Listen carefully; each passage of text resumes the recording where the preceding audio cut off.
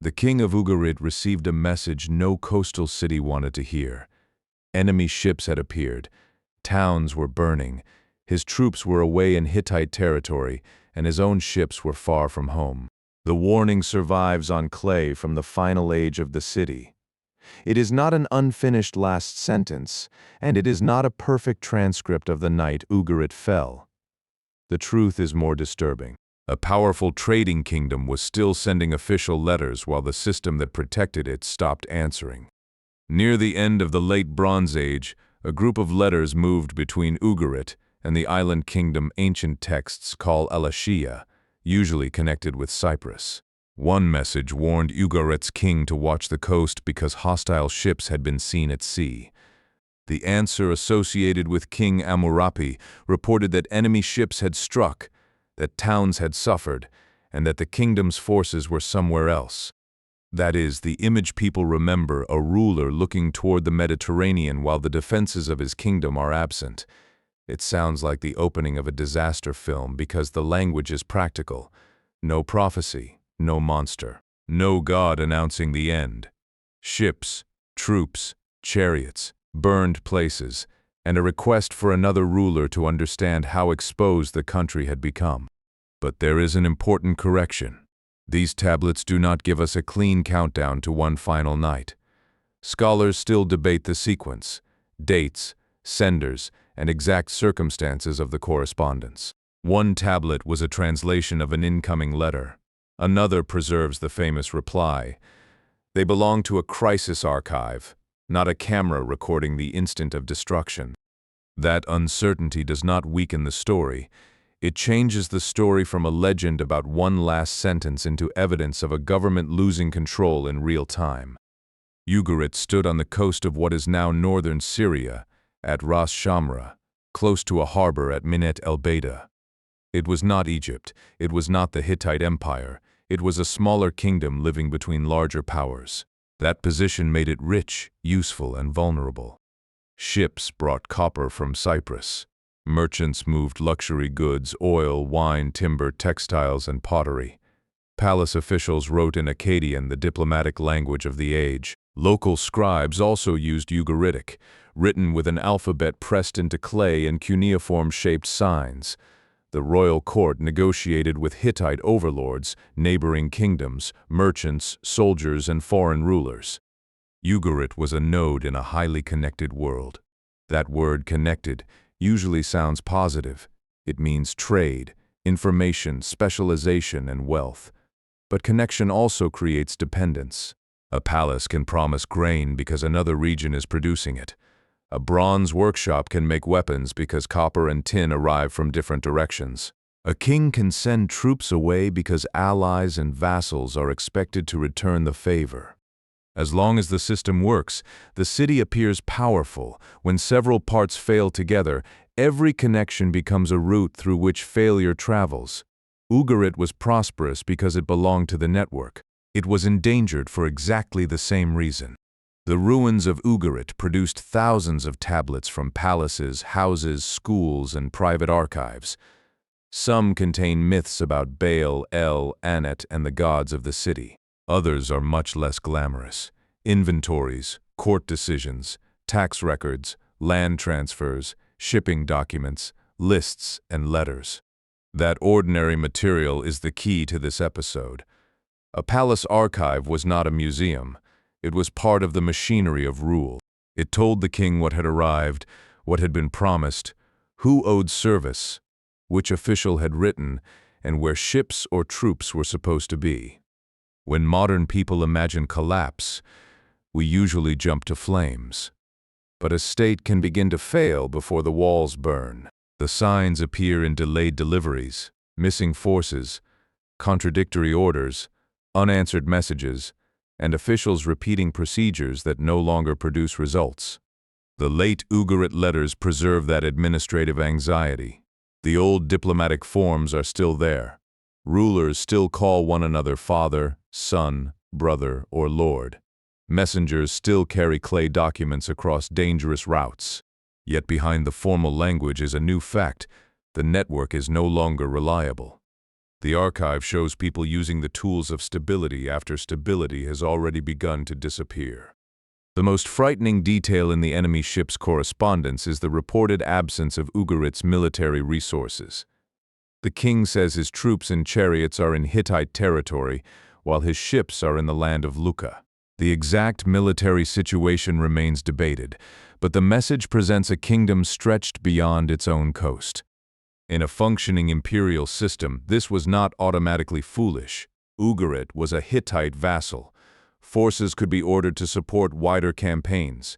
Ships could be sent on assignments. Smaller kingdoms survived by participating in the security arrangements of larger ones. Then the timing changed. A threat arrived where the troops were not. The sea that carried trade also carried danger. The same political obligations that once protected Ugarit may have pulled its strength away at the worst possible moment. Imagine the practical problem inside the palace. How long to send a messenger? How long for the message to cross the region? How long for another court to decide? How long to recall a ship or a chariot unit? The attackers did not need to defeat the entire late Bronze Age world. They only needed to move faster than its chain of command. Collapse, in this view, is not one unbeatable army. It is a system with no spare time left.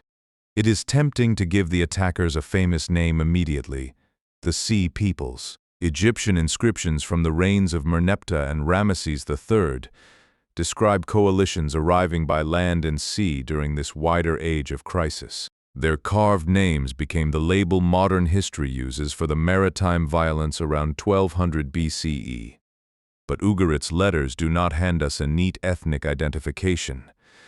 They speak of enemies and ships. The people involved may have included raiders, displaced groups, rebellious subjects, mercenaries, local rivals, or coalitions moving through a destabilized Eastern Mediterranean. Even the category Sea Peoples combines groups with different names and probably different histories. The careful claim is stronger than the simple one. Ugarit was facing maritime danger during the same broad period in which coastal cities, palaces, and kingdoms across the region were being attacked, abandoned, or transformed. The enemy ships matter because they reveal mobility. Violence could cross water quickly. A city built around a port could not seal itself from the sea without also cutting itself off from the trade that kept it alive. Ugarit's greatest advantage had become an open door. War was not the only pressure.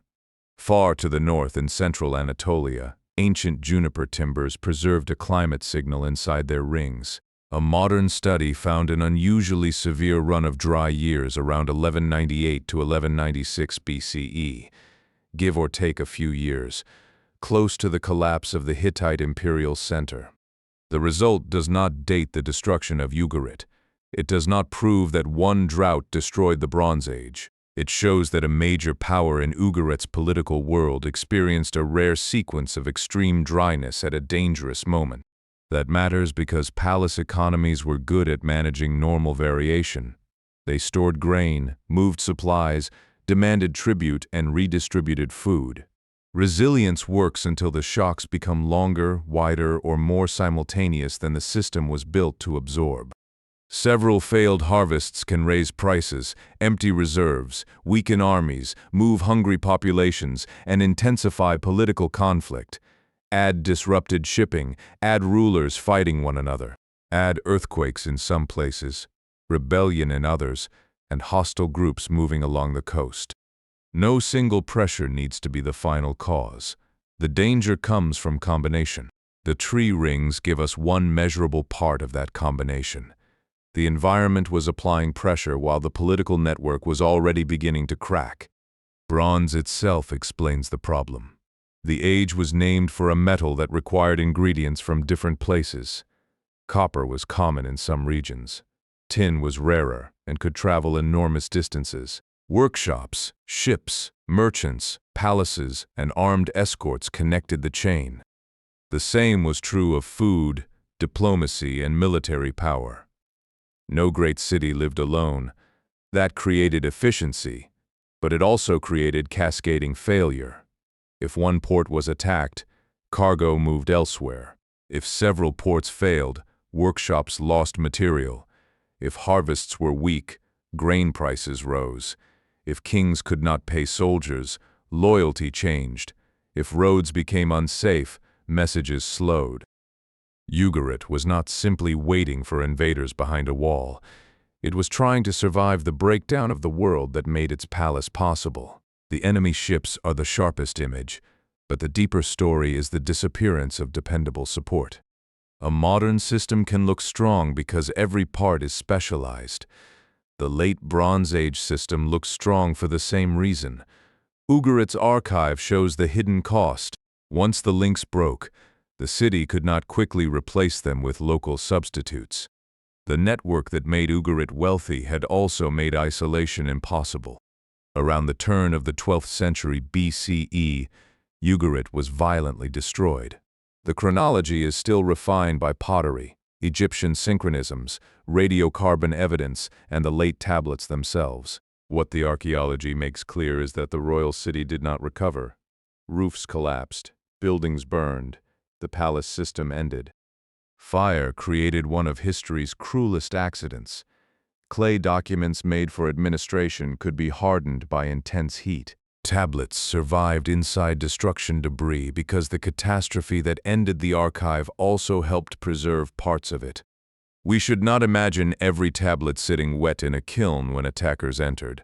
That is another cinematic simplification. The archive was spread across buildings and collections, and the firing histories of individual tablets differ. The safe point is enough. Destruction preserved records that might otherwise have dissolved back into earth. The result is unusual. Conquerors normally leave monuments about themselves. Ugarit left the paperwork of the people under pressure. We hear officials before we hear victors. We see fear through logistics. The city fell silent, but the clay kept the shape of the questions its rulers were still asking. The last letters of Ugarit do not solve the Bronze Age collapse. They do something more human. They show how a collapse enters ordinary government. At first, the palace still behaves like a palace. A warning arrives. A reply is prepared. Another ruler is addressed.